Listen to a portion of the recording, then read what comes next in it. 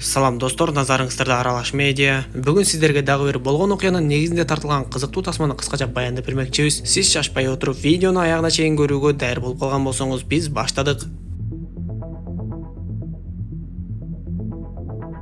Тасма Вьетнамдагы согуш учурунан башталат. Ошол согуш учурунда Американын аскер күчтөрү Камбоджанын чыгыш аймактарына көптөгөн бомбаларды таштап, жардырууларды жасаган. Жыйынтыгында Камбоджанын жергиликтүү эли катуу жапа чегишип, америкалыктарды өтө жек көрүп калышкан. Дал ушундай жагдайдан улам өздөрүн кызыл кхмерлер деп аталган күч түзүмдөрү коммунисттер жана улутчул топту түзүшкөндүктөн, учурдан пайдаланып эле жергиликтүү элди басып өздөрүнүн иш аракеттерин жүргүзө башташкан. 1975-жылы Американын аскер күчтөрү Камбоджадан чыгып кетишип, ошол эле учурда Камбоджанын бийлигин эч кароосуз, жардамсыз, алсыраган абалда калтырат. Дал ушул бийлик алсыраган себептен кызыл кхмерлер дагы өздөрүнүн аракеттерин баштап калышты. Бул кезде 5 жашар Лунун деген кыз 6 бир тууганы жана ата-энеси менен бактылуу жашап жүргөн учуру болчу. Анын атасы мурунку бийликте иштеген аскер кызматкерлеринен эле. Эми минтип ал бийлик алсырап кулаган соң, кызыл кхмерлер өздөрүнүн үстөмдүгүн баштады. Тез эле Пномпен шаарына куралдуу топ менен кирип келишип, элдин баарына өздөрүнүн коммунизмин орноторун айтышып, баардыгы тең болгон, тең укуктуу заман болот, баарыңарга кам көрөбүз деп өз бийликтерин орнотушуп, бир заматта эле элди дүрбөтүп тазалоо иштерин да баштап калышат.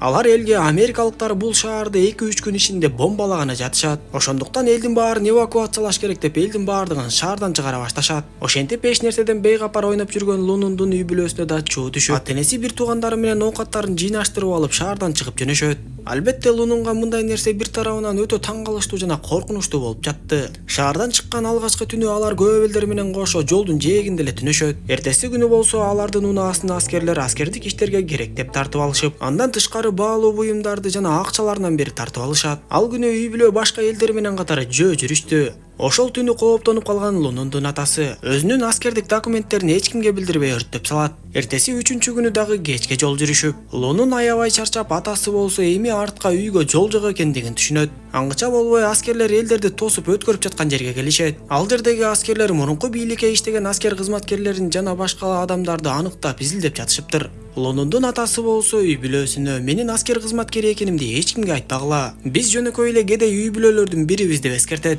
Ошентип үй бүлө аскерлердин сурагынан билинбей аман-эсен өтүп кетишкенден кийин Лунун андан аркы жолдо көптөгөн адамдардын иштеп жүргөндөрүн көрөт. Бактыга жараша жолдун бир жеринен Лунундун таекеси жолугуп калып, өгүздөр сүйрөгөн арабасына салып алып эле андан ары үйүнө алып барат. Үйүнө жеткенде Лунун атасына алар аябай кедей жашашат экен деп айтса, атасы Лунунга эми биз дагы дал эле ушулардай кедейбиз деп айтат. Негизи үй бүлө ушул жерде калып жан багып тиричилигин өткөрүп кетсе жакшы болмок эле. Бирок таекесинин аялы Лунундун атасы аскер кызматкери болгондугу үчүн өтө кооптонот. Барына чексиз.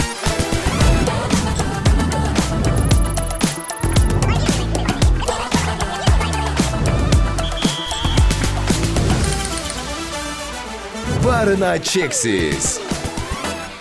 Эгерде кызыл кхмерлер билип кала турган болушса, анда эки үй бүлөнү тең бүтүндөй кырып салышмак. Ошондуктан үй бүлө аларга дагы кооптуулук жаратпайлы деп, алар менен коштошуп андан ары жөнөп кетишет. Үй бүлө айласы жок кайра эле баягы шаардан чыккан качкындардын тобуна кошулушат. Аскерлер болсо аларды коштоп жүрүп отуруп дагы бир канча тосмолордон өтүшүп, акыры качкындардын лагери боло турган жерге дагы жетип келишет. Бирок качкындар лагерди дагы өздөрү куруп, баардык иштерди өздөрү кылышы керек эле. Кызыл кхмерлер болсо аларды үстүртөн башкарып, биз баарыңарга тең укуктуу заманды алып келебиз. Бай кедей деп бөлүнбөйсүңөр, баарыңар тең жашайсыңар деп уран чакырышат. Керек болсо адамдардын баардыгы тең болсун деп алардын кийимдеринин баардыгын бир өңгө боетушат. Кыздардын баарынын чачын кыскартып, окшош кылышып, чоң кичине кары жаш дебей баардыгын тең жумушка салышат. Башка үй бүлө мүчөлөрүнө окшоп эле Лунун дагы өзүнө окшогон кыздар менен бирге күрүч айдап жүрдү. Бирок качан гана түшүмдөрдүн баардыгы бышкан кезде аларды лагердегилерге эмес, мекенди коргоп согушуп жүргөн аскерлерге деп шаарды көзөй жөнөтүп жатышты. Лагерде кулдай болуп иштеп жүргөн адамдар болсо өтө ачарчылыкты көрө башташат. Күндөрдүн биринде Лунундун улуу агасы менен эжесин башка лагерге бөлүп жиберишет. Дал ушул күндөн тарта үй бүлө бири-биринен ажырай баштаган эле. Лунун башка кыздар менен бирге дарыяга суу алып келүүгө барганда, лагердеги эле бир жумушчуну аскерлер өлтүрүп салгандыгын билишет. Кыздардын бири ал өлүктү таягы менен түртүп, андан ары агызып жиберет да. Кичинекей болсо да кыздар көптү түшүнүп калгандыктан,ун чукпастан андан ары жумуштарын улантууга аргасыз болушат. Күндөрдүн биринде Лунун кыздар менен бирге жүгөрү жыйнап жүргөндө, кыздардын бири өтө ачка болгондуктан бир аз жүгөрүнү жеп алат. Ошол замат текшерип жүргөн аскерлер аны байкап калып, өтө тилде бурушуп, адам катары да көрбөй басмырлап салышат. Чынында эле лагердеги элдин баардыгы ачка болчу. Ошондуктан Лунундун атасы эч кимге билгизбей, колуна бир уч болсо дагы күрүштү билдирбей алып келип кыздарына берет. Күн өткөн сайын лагердеги жумушчулардын саны азайып, кээ бири ачкачылыктан өлсө, кээ бири дагы бир оорудан өлүп, кээ бири болсо аскерлердин колунан эле ок жеп өлүп кетип жатышты. Түндө курсагы ачкан Лунун түш көрүп, түшүндө болсо көптөгөн тамак аштардын жанында турган болот. Ойгонуп кеткен Лунун ал күнү атасы алып келген бир аз күрүштүн баарын жеп салган болчу. Ошондуктан эртеси агасы Ким Лунундун бул кылыгы үчүн урушат. Бирок атасы Лунунга эч нерсе дей албай аны жөн гана кучактап мээрин берип койду. Ошондо Лунун айланада болуп жаткан нерселердин баардыгын карап кейип, бир кезде ажарлуу сулуу болуп жүргөн апасы дагы азыр жүдөп калгандыгын көрүп капа болот. Күндөрдүн биринде аларга кабар келип, көрсө баягы башка лагерге бөлүнүп кеткен Лунундун эжеси ачкалыктанбы же оорудан уланбы айтор, ажалы жетип көз жумган болот. Себеби ооругандарды дарыламак түгүл, ач калгандарга дагы эч ким тамак аш берип карап койгон эмес. Ошол күндүн эртеси эле алардын алачыгына дагы бир эки аскер жакын келип, Лунундун атасын өздөрү менен барууну буйрушат. Албетте атасы баардыгы билинип иштин бүтүп калгандыгын түшүндү.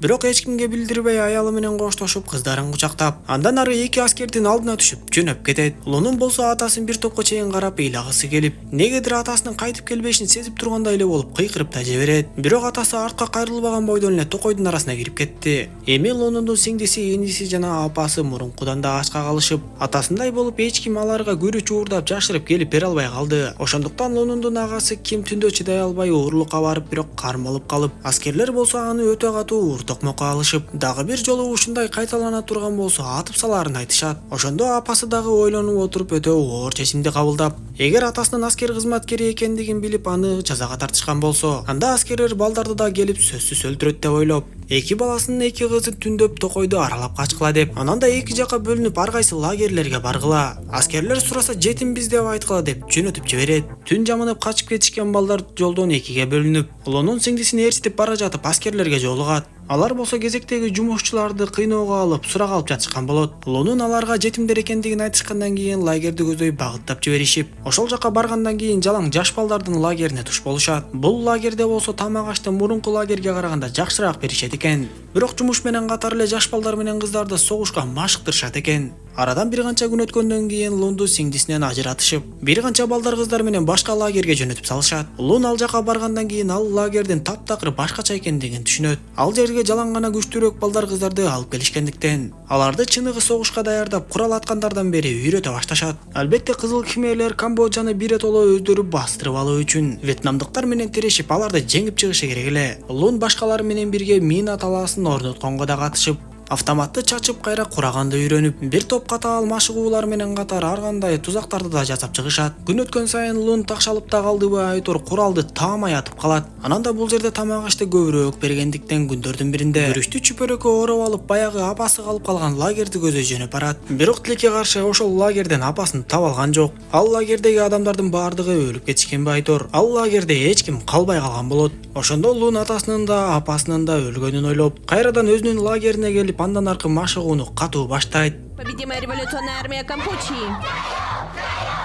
Ошол күнү эле түндүн бир маалында бомбалар жарылып, атышуулар башталып, Вьетнам аскерлери алардын лагерине чабуулду баштаган болот. Башка балдарга окшоп эле Лун дагы токойдун ар кайсы жагына качып, баягы сиңдисин таап каламбы деген үмүт менен ошол лагерге жетип барат. Бирок ал лагердин дагы ар кайсы жагы өрттөнүп, чаң тополоң болуп жаткан болуп, сиңдисин издегени менен такыр эле таба албай койду. Эртеси Лун кайра эле көптөгөн качкындарга кошулуп кетип баратса, күтүлбөгөн жерден сиңдиси менен агасы чогуу жүргөн жерден табылып калат. Бири-бирин көрүп абдан сүйүнүшүп, андан ары чогуу кетишип, көптөгөн качкындар менен жүрүп отурушуп, Вьетнам аскерлерине жетип келишет. Вьетнам аскерлери качкындарга бир топ эле жардамдарды көрсөтүп, оорукчандарды даарылаганга дагы аракет кылышып, мындайча айтканда жергиликтүү элдерди кызыл кимерлерден куткаргандай болуп жатышты. Ошол күнү качкындар ошол лагерде түнөп калышып, бирок эртеси күнү таң атпай эле ошол жерге кызыл химерлер катуу чабуулду башташат. Албетте кызыл химерлер өздөрүнүн элин ойлоп да койбой, туш тарапты жардырып жатышты. Бир тарабында болсо Вьетнам аскерлери аларга каршы турушуп, ортодо жергиликтүү эл бөөдө эле кырылып жатканын көрөбүз.